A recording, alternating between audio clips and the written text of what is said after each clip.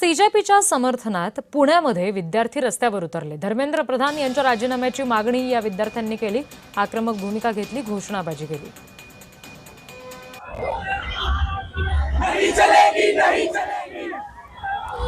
आमचे प्रतिनिधी निखिल सुक्रे या संदर्भात आणखी तपशील देत आहेत, बघूया।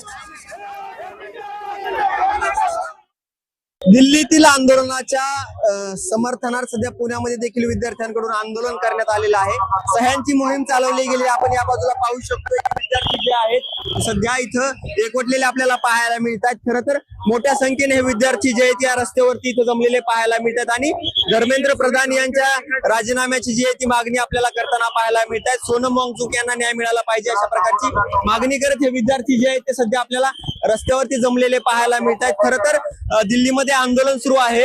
अभिजित दिपकेंचं आंदोलन सुरू असताना आता पुण्यामध्ये देखील त्यांच्या समर्थनार्थ जे आहे ते आंदोलक एकवटलेले आपल्याला पाहायला मिळतात आणि सोनम वांगचुक यांना न्याय मिळाला पाहिजे आणि राजीनामा झाला पाहिजे अशा प्रकारची मागणी करत हे सगळे विद्यार्थी जमलेले आहेत। शेकडो विद्यार्थिनी जे आहेत आपल्याला या ठिकाणी जे आहेत त्या सह्या केलेल्या आपल्याला पाहायला मिळतात। सह्यांची मोहीम जी आहे ती या ठिकाणी घेण्यात आलेली आहे आणि विद्यार्थी जे आहेत ते आपण पाहतोय की या झाशीच्या राणी चौकामध्ये पुण्याच्या जमलेले आपल्याला पाहायला मिळतात। खरं तर पुण्यातील हा महत्वाचा चौक मानला जातो आणि या चौकामध्ये हे सगळं आंदोलन सुरू असलेलं आपल्याला पाहायला मिळतंय।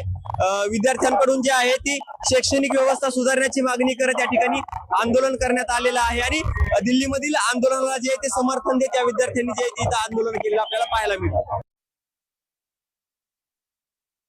मैं वांगचुक जी के समर्थन में हूँ और दीप के भाई साहब अब अकेले नहीं है, क्योंकि देखिए हम यहाँ पॉलिटिक्स नहीं लेकर आना चाहते, लेकिन बच्चों के फ्यूचर के लिए हम सबको जागरूक रहना। मेरे भी ये 2 बच्चे हैं, उनके फ्यूचर की मुझे भी बहुत चिंता है और मुझे नहीं लगता कि पता नहीं जनता क्यों सो रही है, क्यों नहीं आगे आ रही है, जो बच्चों का फ्यूचर नहीं देख पा रही है। तो मैं ये चाहती हूँ कि सब लोग है ना, सब लोग साथ हो जाए।